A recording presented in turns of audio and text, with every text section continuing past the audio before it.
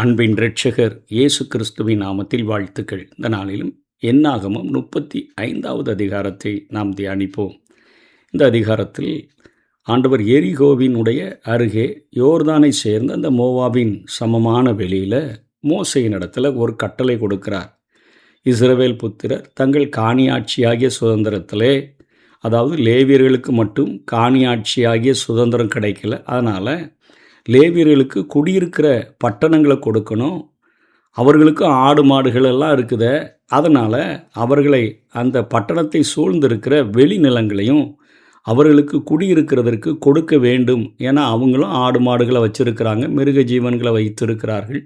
அவைகளை பராமரிப்பதற்கு அவர்களுக்கு இந்த மாதிரி காரியங்களை செய்ய வேண்டும் என்று கட்டளையிட்டு விட்டு ஆண்டவர் இங்கே அடைக்கல பட்டணங்களை குறித்த ஒரு காரியத்தை சொல்லி கொடுக்கிறதை பார்க்கிறோம். அதாவது அதிகமான காணியாட்சிகள் இஸ்ரவேலருக்கு சுதந்திரமாக கொடுக்கப்பட்டதே, அந்த கொடுக்கப்பட்ட பட்டணங்களிலிருந்து 48 பட்டணங்களிலே 6 பட்டணங்கள் அங்கே அடைக்கல பட்டணங்களாக கொடுக்கப்பட வேண்டும் என்று லேவியர்களுக்கு கொடுக்கப்பட்ட பட்டணங்களிலிருந்து ஆண்டவர் கொடுக்க சொல்லுகிறதை பார்க்கிறோம்.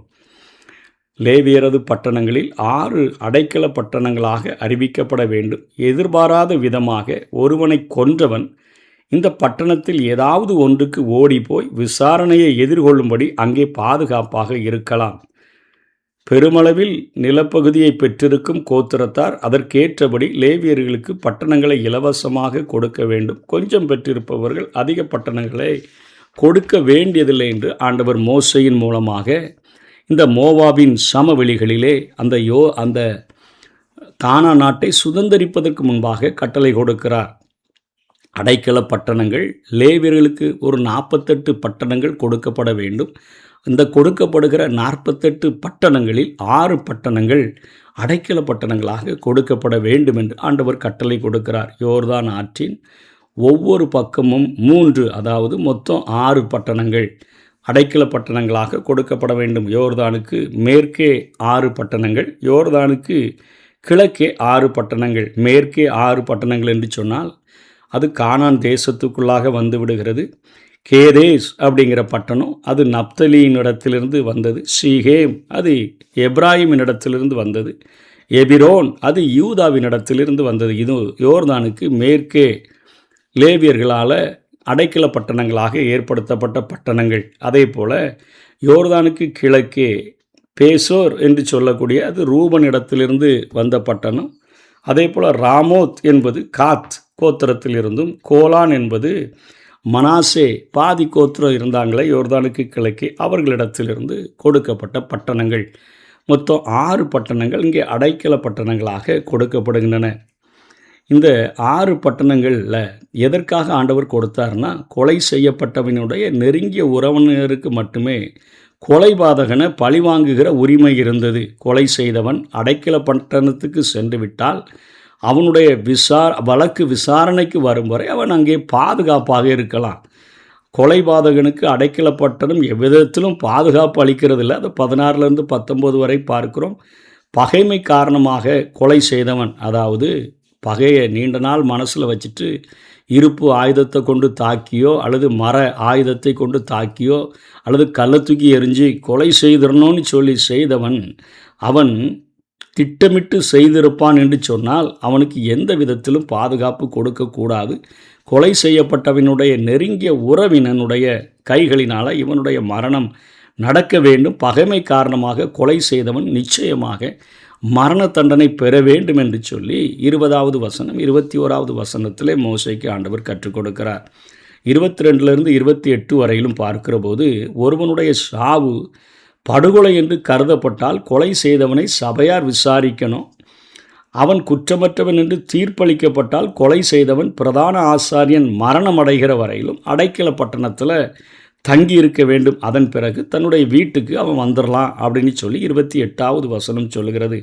பிரதான ஆசாரியனின் சாவுக்கு முன்பாக அவன் நம்ம தான் நிரபராதிய அப்படின்னு சொல்லிட்டு அடைக்கல பட்டணத்தை விட்டு வெளியே வருவான் என்று சொன்னால் பழி வாங்குகிறவன் அவனை கொன்றாலும் குற்றவாளியாக இருப்பான். நெருங்கின உறவினன் ஒருவன் அப்படியே வஞ்சகம் வச்சுக்கிட்டே இருப்பான், நம்ம சொந்தத்தை கொலை செய்துட்டு போயிட்டானே அப்படின்னு அந்த ஒரு ஒரு வைராக்கியத்தில் இருந்தான்னு சொன்னால், அந்த பிரதான ஆசாரியன் மரணம் அடைகிறதற்கு முன்பாக இவன் வெளியே வந்தால் அவன் கொலை செய்து விடலாம். அப்படி கொலை செய்தவனுக்கு அந்த குற்றம் சுமராது என்று இங்கே சொல்லப்படுகிறது.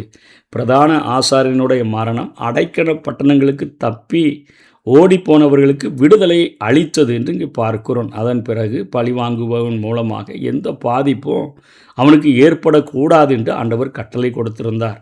நியாயப்பிரமாணத்தின் குற்றச்சாட்டுகள் அனைத்திலிருந்தும் நம்முடைய மகா பிரதான ஆசாரியர் அடைக்கல பட்டணமாக வந்த இயேசு கிறிஸ்து தன்னுடைய மரணத்தின் மூலமாக நமக்கு விடுதலை தந்ததைத்தான் இந்த பகுதியானது நமக்கு சுட்டி காட்டக்கூடியதாக இருக்கிறது. இந்த அடைக்கல பட்டணத்துக்கு தப்பி ஓடுகிறதற்காக அந்த பட்டணத்தில் செல்லும் சாலைகள் அப்படியே மலைப்பகுதியெலாம் இல்லாதபடி சமமாக அவர்கள் செப்பனிட்டு யூதர்கள் அவர்கள் வைத்திருந்தார்கள். அதே போல் ஆற்றின் மேலே பாலம் கட்டப்பட்டிருந்தது. சாலைகளில் அந்த குறைந்தது 32 முழம் அகலம் குறுகிய பாதை வழிலாம் ஓட வேண்டியதில்லை. அவர்கள் பின்னாட்களில் ஒவ்வொரு அந்த வளைவிலையுமே அவர்கள் ஒவ்வொரு ஒரு அடைக்கலம் என்னும் சொல் பொறிக்கப்பட்ட ஒரு கை காட்டியே வச்சுருந்தாங்க. தப்பி ஓடுகிற மனிதனுக்கு செல்ல நியாயப்பிரமாண மாணவர்கள் 2 நியமிக்கப்பட்டிருந்தாங்க. ஒருவேளை பழி வாங்க நினைக்கிறவன் தப்பி ஓடுகிறவனை பிடித்து விட்டால் அவர்கள் அவனை சமாதானப்படுத்தணும். எப்பா கொஞ்சம் விசாரிச்சுக்கலாம்ப்பா, அது வரையில் நீ கொஞ்சம் பொறுமையாக இருன்னு சொல்லி அவனை அந்த சமாதானப்படுத்தி அவனை அடைக்கல பட்டணத்துக்குள்ளே விசாரணை வரையிலும் அவன் அங்கே தங்கி இருப்பதற்கு கொலை செய்தவனை தப்புவிக்க வேண்டும். இந்த அடையாள விளக்கத்தை பொறுத்து நம்ம பார்க்கிற போது மேசியாவை கொலை செய்தவர்கள் நிமித்தம் இஸ்ரவேலர்கள் கொலைபாதகர்கள் ஆனார்கள். ஆயினும் அவர்கள் அதனை அறியாமல் செய்தார்கள் என்று அப்போஸ்தலர் 3:17 பார்க்கிறோம். இயேசு லூக்கா 23:34 சொல்லுகிறார், தாங்கள் செய்கிறது இன்னதென்று அறியாதிருக்கிறார்கள் என்று. கொலைபாதகன் எவ்விதமாய் தனது சொந்த இல்லத்தை விட்டு அடைக்கல பட்டணத்தில் குடியிருந்தானோ அவ்விதமாகவே இஸ்ரவேலர்களும் நாட்டை இழந்து வேறு நாடுகளில் இன்றைக்கு குடியிருந்து வருகிறத நம்ம பார்க்கிறோம். ஆண்டவராகிய இயேசு கிறிஸ்துவை கொலை செய்து விட்டார்கள். தேவனுடைய நியாய தீர்ப்பு அவர்கள் மேலே நடத்தப்பட வேண்டும். அவர்களுடைய நாட்டை முழுவதுமாக அவர்கள் திரும்ப பெற வேண்டிய நிகழ்ச்சி எப்போன்னா மகா பிரதான ஆசாரியனுடைய மரணத்தின் போதல்ல, அது நிகழ்ந்து விட்டது. அவரால் ஒருபோதும் இனிமே மரணமடைய முடியாது. அவர் என்றென்றைக்கும் உயிரோடு கூட இருக்கிறவர் ஆகையால் என்று தான் வேதம் நமக்கு சொல்லுகிறது. மாறாக அவர் மீண்டும் வருகிற போது அவர்கள் இப்பொழுது அங்கங்கே தங்கியிருக்கிறார்களே, அங்கிருந்து சிதறிப்போனவர்கள் விடுதலை பெற்று தங்கள் நாட்டை பெற்றுக்கொள்வார்கள் என்கிற ஒரு காரியமும் இதில் வெளிப்படுத்தப்பட்டிருக்கிறது. கொலைபாதகர்களுக்கு மரண தண்டனை விதிக்கப்பட்டது. தப்ப வழியில்லாதிருந்தது. இழப்பீடும் செய்யவில்லை என்று பார்க்கிறோம்.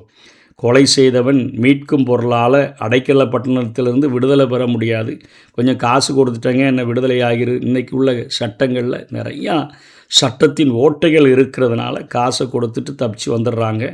கொலையில் சிந்தப்பட்ட இரத்தம் தேசத்தை தீட்டுப்படுத்தி விட்டது. அந்த இரத்தம் கொலைபாதகனுடைய இரத்தத்தை அது கேட்குது அப்படின்னு தான் 33-34 பார்க்கிறோம். கிறிஸ்துவினுடைய மரணத்தோடு கூட நம்ம இதனை தொடர்பு படுத்தி நாம் கற்றுக்கொள்ள முடியும். அடைக்கல பட்டணங்கள் 6 பட்டணங்கள், லேவியர்களுடைய பட்டணங்கள் 6 பட்டணங்கள் அடைக்கல பட்டணங்களாக ஏற்படுத்தப்பட்டு கொடுத்திருந்தன. இந்த காரியங்கள் எவைகளை நமக்கு அடையாளப்படுத்துகின்றன என்று பார்த்தோம் என்று சொன்னால், லேவியர்களுக்கு கொடுக்கப்பட்ட அந்த பட்டணங்களில் லேவியரை பொறுத்தவரை இஸ்ரவேலின் ஆன்மீக அற ஒழுக்கங்களின் பராமரிப்பாளர்களாக தேவனால் நியமிக்கப்பட்டிருந்தார்கள்.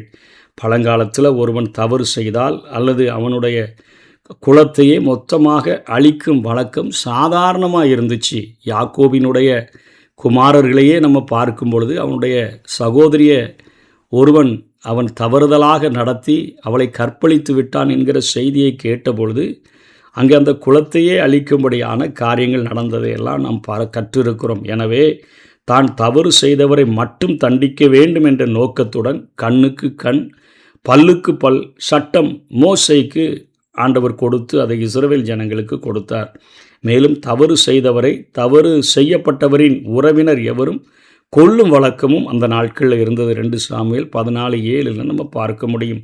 இந்த சூழலில்தான் அடைக்கல பட்டணம் என்ற தேவ பாதுகாப்பினுடைய இடம் ஏற்படுத்தப்பட்டது. ஒருவன் தவறுதலாக கொலை செய்தால் அங்கு ஓடி ஒளிகிறான். அதன் வாசலில் விசாரணை நடக்கிறது. அது தவறுதலாக நேரிட்டது என்று உறுதி செய்யப்பட்டால், அதாவது கைப்பசகா செஞ்சிட்டங்க, நான் கொல்லணும்னு நினச்சி செய்யலை, ஆனால் இப்படி நடந்து போச்சு என்கிற காரியங்கள் இன்றைக்கும் திட்டமிட்டு செய்யப்பட்ட கொலையா, எதேச்சையாக நடந்த கொலையா என்று நம்முடைய சட்டங்களிலும் அநேக காரியங்கள் காணப்படுகிறது. இதனுடைய அடிப்படையில் தான் அந்த சட்டங்கள் ஏற்றப்பட்டிருக்கிறது. ஆகவே பிரதான ஆசாரியனின் மரணத்திற்கு பின்பாக அவன் விடுதலையாகிறான். அதற்கு பின்பு அவனுக்கு அந்த கொலை பயம் இல்லை. அவனை யாரும் கொலை செய்யக்கூடாது. அடைக்கல பட்டணமும் பிரதான ஆசாரியனும் ஆகிய இயேசு கிறிஸ்துவை பற்றி இங்கு எத்தனையோ கோணங்களில் நம்ம சிந்திக்க முடியும். யோசுவா 20வது அதிகாரம் 7-8 வசன பகுதியில் கூறப்படும் அடைக்கல பட்டணங்களின் பெயர்களை நம்ம இங்கே அதை ஆன்மீக காரியங்களோடு கூட பொருத்தி பார்த்தோம் என்று சொன்னால், அடைக்கல பட்டணம் யோர்தானுக்கு மேற்கே கேதேஸ், இது நப்தலி கோத்திரத்திலிருந்து கிடைத்த ஒரு பட்டணம். இந்த பட்டணத்தினுடைய கேதேஸ் என்கிற அந்த பெயருக்கு அர்த்தம் பரிசுத்தம் அல்லது புகலிடம் என்று சொல்லி அர்த்தம். பரிசுத்தம் அல்லது புகலிடம் என்று கிறிஸ்து நமக்காக, அவர் பரிசுத்தராகி அவர் புகலிடமாக நமக்கு வந்தார் என்பதை இந்த பகுதியானது நமக்கு காட்டுகிறது. இதனை பேதுரு எடுத்து எழுதும்பொழுது 1 பேதுரு 2வது அதிகாரம் 9வது வசனத்தில், நீங்களோ உங்களை அந்தகாரத்தினின்று தம்முடைய ஆச்சரியமான ஒளியினிடத்திற்கு வரவழைத்தவருடைய புண்ணியங்களை அறிவிக்கும்படிக்கு தெரிந்து கொள்ளப்பட்ட சந்ததியாயும் ராஜரீகமான ஆசாரிய கூட்டமாயும் பரிசுத்த ஜாதியாயும் அவருக்கு சொந்தமான ஜனமாயும் இருக்கிறீர்கள் என்று சொல்லி அவர் நமக்காக, அவர் பாவமானார், பரிசுத்தராகிய அவர் நமக்கு புகலிடம் தரும்படியாக அவர் பாவமானார் என்கிற காரியம். இதனை அங்கே பவுல் அப்போஸ்தலன் கொரிந்து சபைக்கு எழுதுகிற பொழுது 2 கொரிந்தியர் 5வது அதிகாரம் 21வது வசனத்தில் இதை சொல்லுகிறார். நாம் அவருக்குள் தேவனுடைய நீதியாகும்படிக்கு பாவமறியாத அவரை நமக்காக பாவமாக்கினார். நம்முடைய பாவங்களுக்கு நிச்சயமாக அறியாமல் நிறைய பாவங்களை செய்கிறோம். தேவனுடைய நியாய தீர்ப்பு நம்ம மேலே வரணும். கிறிஸ்து நமக்காக அடைக்கல பட்டணமாக, ஒரு புகலிடமாக அவருடைய பரிசுத்தத்தை நமக்கு தந்து அவர் நம்மை பாதுகாக்கிறார் என்கிற காரியத்தை கேதேஸ் என்கிற அந்த பட்டணம் குறிக்கிறது. அதே போல் சீகேம், இது எப்ராஹிமின் அந்த கோத்திரத்தால் கொடுக்கப்பட்டது. இதற்கு தோல், நம்முடைய தோள்பட்டை என்று சொல்கிறோமே, தோல் அல்லது பலமுள்ள ஒரு இடம் என்கிற அர்த்தத்தை உடையதாக இருக்கிறது. கிறிஸ்து நமக்காக பலவீனமாக அவருடைய பலத்தை நமக்கு தந்து, அவர் பலவீனமாக அவர் சிலுவையிலே தொங்கினார் என்கிறதை நாம் வேதத்தில் பார்க்க முடியும். ஏசாயா 46வது அதிகாரத்தில் 4வது வசனத்தில், உங்கள் முதிர் வயது வரைக்கும் நான் அப்படி செய்வேன், நரைவயது மட்டும் நான் உங்களை தாங்குவேன், நான் அப்படி செய்து வந்தேன், இனிமேலும் நான் ஏந்துவேன், நான் சுமப்பேன், தப்புவிப்பேன். இது நமக்காக நம்முடைய பாவங்களிலிருந்து நம்மை விடுதலை செய்யும்படியாக நமக்கு பலமுள்ள ஒரு இடமாக, நம்மை முதிர் வயது மட்டும் நரைவயது மட்டும் தாங்குகிற, இனிமேலும் தாங்குகிற, இனிமேலும் சுமக்கிற, இனிமேலும் தப்புவிக்கிற ஆண்டவராகிய இயேசு கிறிஸ்துவை நாம் இங்கே அடையாளமாக நம்முடைய வாழ்க்கையிலே பார்க்க முடிகிறது. இதனை பவுல் எடுத்து எழுதுகிற பொழுது 2 கொரிந்தியர் 13வது அதிகாரத்தில் 4வது வசனத்தில் அவர் சொல்லுகிறார், ஏனெனில் அவர் பலவீனத்தால் சிலுவையில் அறையப்பட்டிருந்தும் தேவனுடைய வல்லமையினால் பிழைத்து இருக்கிறார். அப்படி நாங்களும் அவருக்குள் பலவீனராய் இருந்தும் உங்களிடமாய் விளங்கின தேவனுடைய வல்லமையினால் அவரோடு கூட பிழைத்திருப்போம் என்று சொல்லுகிறார். பலமுள்ள ஒரு இடம். அவர் நமக்காக பலவீனராக மாறி சிலுவையில் தொங்கினார் நம்முடைய பாவங்களுக்காக என்று பார்க்கிறோம். அதே போல் எபிரோன், இது யூதா கோத்திரத்தினால் ஏற்படுத்தப்பட்ட ஒரு அடைக்கல பட்டணம். இந்த பெயருக்கு அர்த்தம் ஐக்கியம் என்று சொல்லி, ஐக்கியம் அதாவது பிரதான ஆசாரியராகிய இயேசு கிறிஸ்து நம்மோடு கூட ஐக்கியத்தை ஏற்படுத்தும்படியாக 1 கொரிந்தியர் 1:9 தம்முடைய குமாரனும் நம்முடைய கர்த்தருமாயிருக்கிற இயேசு கிறிஸ்துவுடனே ஐக்கியமாயிருப்பதற்கு உங்களை அழைத்த தேவன் உண்மை உள்ளவர் என்று பார்க்கிறோம். தேவனால் கைவிடப்பட்டு என் தேவனே என் தேவனே ஏன் என்னை கைவிட்டீர் என்று கதறுகிறதற்கு காரணம் என்ன? தம்முடைய குமாரனும் நம்முடைய கர்த்தராகிய இயேசு கிறிஸ்துவுடனே ஐக்கியத்தை ஏற்படுத்துகிறதற்கு நம்மை அழைத்த ஒரு ஆண்டவர், பிரதான ஆசாரியராகிய இயேசு கிறிஸ்து. எபிரோன் என்கிற அந்த அடைக்கல பட்டணத்தின் மூலமாக நமக்கு தெரிவிக்கிற ஒரு காரியம், ஐக்கியமாக இருப்பதற்கு நம்மை அழைத்திருக்கிறார். ஆகவே கொஞ்ச நேரம் பிதாவின் ஐக்கியத்தை அவர் விட்டு விடுகிற சூழ்நிலை உருவானது. அதனால் தேவனால் கைவிடப்பட்டு என் தேவனே ஏன் என்னை கைவிட்டீர்? மத்திய 27:46 பார்க்கிறோம். அதே போல் பேசேர் என்று சொல்கிறது ரூபன் கோத்திரத்திலிருந்து கிடைத்த பட்டணம். அதற்கு அர்த்தம் தற்பாதுகாப்பு அல்லது தற்காப்பு அல்லது பாதுகாப்பு என்று அழைக்கப்படுகிறது. அவர் பாதுகாப்பு குலைக்கப்பட்டவராக, தேவ கோபம் அவர் மேலே ஊற்றப்படுகிறதற்கு பாத்திரரானார். சங்கீதம் 22, சங்கீதம் 69 நம்ம பார்க்கிறோம். ஆனால் அப்படிப்பட்ட பிரதான ஆசிரியர் எனக்கு எப்படி ஆயிட்டார்னு சொல்லி சங்கீதக்காரன் சொல்கிறாரு. 18வது சங்கீதம் 2ஆம் வசனத்தில், கர்த்தர் என் கண்மலை, என் கோட்டை, என் இரட்சகர், என் தேவனும், நான் நம்பியிருக்கிற என் துருகம், என் கேடகம், என் இரட்சணிய கொம்பும், என் உயர்ந்த அடைக்கலமுமாய் இருக்கிறார். இப்படிப்பட்ட ஆவிக்குரிய பிள்ளைகளுக்கு கண்மலையாக, கோட்டையாக, இரட்சகராக, தேவனாக, துருகமாக, கேடகமாக, இரட்சணிய கொம்பாக, உயர்ந்த அடைக்கலமாக இருக்கிறதற்கு அவர் பாதுகாப்பு குலைக்கப்பட்டவராக, அவர் அங்கே தேவ கோபம் ஊற்றப்பட அவர் பலியான அந்த காரியத்தை சங்கீதம் 22, சங்கீதம் 69 நம்ம பார்க்கிறோம். அதனைத் தொடர்ந்து ராமோத் என்பது காத் கோத்திரத்திலிருந்து கிடைத்த பட்டணங்கள். இது உயரங்கள் அல்லது உன்னதங்கள் என்கிற அந்த காரியத்தை நமக்கு விளக்குகிறது.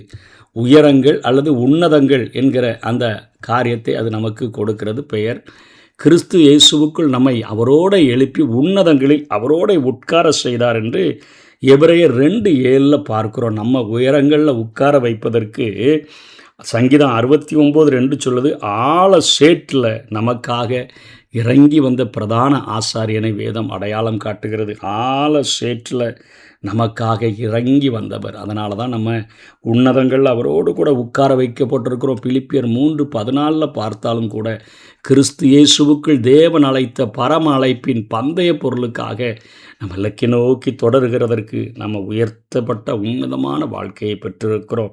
அதனைத் தொடர்ந்து கோலான், அதாவது இது மனாசே கோத்திரத்திலிருந்து கிடைத்தது. பேசேர், ராமோத், கோலான் இது யோர்தானின் கிழக்கே உள்ள பட்டணங்கள்.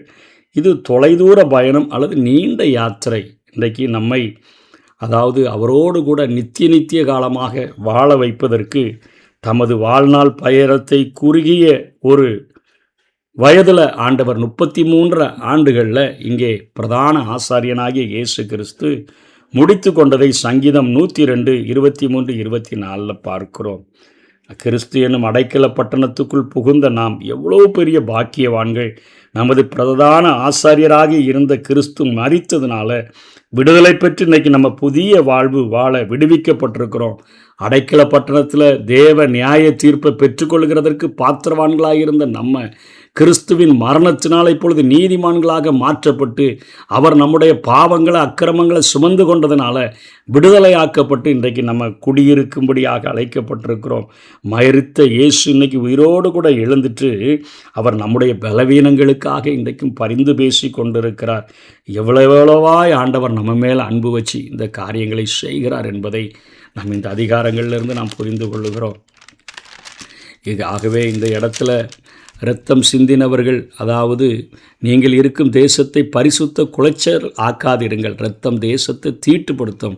இரத்தம் சிந்தினவனுடைய இரத்தத்தினால் ஒளிய வேறொன்றினாலும் தேசத்தில் சிதறும் அந்த சிந்துண்ட இரத்தத்துக்கு பாவ நிவிருத்தி இல்லை. இதை நீக்கும்படியாகத்தான் ஆண்டவராகிய இயேசு கிறிஸ்து நமக்காக அவர் சிலுவையில் பலியாக அவர் ஒப்பு கொடுக்கப்பட்டதை பார்க்குறோம். எபிரேயர் 9:22 எபிரேயாக்கியன் சொல்கிறான், நியாய பிரமாணத்தின்படி கொஞ்சம் குறைய எல்லாம் இரத்தத்தினாலே சுத்திகரிக்கப்படும். இரத்தம் சிந்துதல் இல்லாமல் மன்னிப்பு உண்டாகாது. ஆண்டவர் சொன்னதை எபிரேயாக்கியன் எடுத்து எழுதுகிறார். இரத்தம் சிந்துதல் இல்லாமல் மன்னிப்பு உண்டாகாது. அதனால் ஆண்டவராகிய இயேசு கிறிஸ்து மனிதனுடைய பாவத்துக்காக அவர் தன்னுடைய இரத்தத்தையே சிந்தினார் என்கிறதைத்தான் நாம் எபேசியர் 1:7 நாம் பார்க்க முடிகிறது. எபேசியர் 1வது அதிகாரம் 7ஆம் வசனத்தில் அவருடைய கிருபையின் ஐஸ்வர்யத்தின்படியே இவருடைய இரத்தத்தினாலே பாவ மன்னிப்பாகிய மீட்பு இவருக்குள் நமக்கு உண்டாயிருக்கிற நாம் பரிசுத்தமாக்கப்பட, நாம் குடியிருக்கிற இடங்கள் பரிசுத்தமாக்கப்பட, பாவத்தின் தண்டனைகளிலிருந்து நாம் விடுதலை பெறுகிறதற்கு இவருடைய இரத்தத்தினாலே பாவமன்பாகிய மீட்பு இவருக்குள் நமக்கு உண்டாயிருக்கிறது என்று பவுல் அப்போஸ்தலன் எபேசு சபைக்கு எழுதும்பொழுது அவர் எழுதுகிறதை பார்க்கிறோம். அவர் கொலோசியருக்கும் அவர் எழுதுகிற பொழுது அவர் அங்கேயும் 1வது அதிகாரம் 14வது வசனத்தில் எழுதுகிறார், குமாரனாகிய அவருக்குள் அவருடைய இரத்தத்தினாலே பாவ மன்னிப்பாகிய மீட்பு நமக்கு உண்டாயிருக்கிறது. இயேசு கிறிஸ்து நமக்காக இரத்தம் சிந்தி நம்மை மீட்டெடுத்திருக்கிறார். இரத்த சிந்துதல் தான் ஒரு மன்னிப்பை உண்டாக்க முடியும். இரத்தம் சிந்திதல் இல்லாமல் மன்னிப்பு கிடையாது. இன்றைக்கு உலகம் முழுவதற்கும் ஒரே ஒரு மார்க்கமாக இயேசு கிறிஸ்துவின் இரத்தம் உலகத்தின் அத்தனை மனிதர்களின் பாவங்களையும் நீக்குகிறதற்கு போதுமானதாக இருக்கிறது. தேவனுடைய நியாய தீர்ப்பை நாம் பெற்றுவிடாதபடிக்கு அடைக்கல பட்டணமாக அந்த ஆண்டவருக்குள்ளே நம்ம ஓடி வந்து நாம் பிழைத்து கொண்டோம் என்று சொன்னால், அங்கே பிரதான ஆசாரியனுடைய மரணம் தன்னுடைய சொந்த இடங்களுக்கு குடைபெறுவதற்கு அவர்களுக்கு உதவினது போல இயேசு கிறிஸ்துவின் மரணத்தினால் எல்லா பாவத்தினின்றும் எல்லா சாபத்தினின்றும் எல்லா கட்டுகளினின்றும் நம்ம விடுதலையாக்கப்பட்டிருக்கிறோம், விடுதலை செய்யப்பட்டிருக்கிறோம். நம்முடைய பலவீனங்களில் மீண்டும் மாட்டிக்கொள்ளாதபடிக்கு ஆண்டவர் இன்றைக்கும் பிதாவின் சன்னிதானத்தில் நமக்கு பரிந்து பேசுகிற ஒரு பிரதான ஆசாரியராக இருக்கிறார். அதை புரிந்து கொண்டு இந்த உலகத்தில் பரிசுத்தமாய் வாழுவோம், பரிசுத்தருக்காய் வாழுவோம். கர்த்தர் தாமே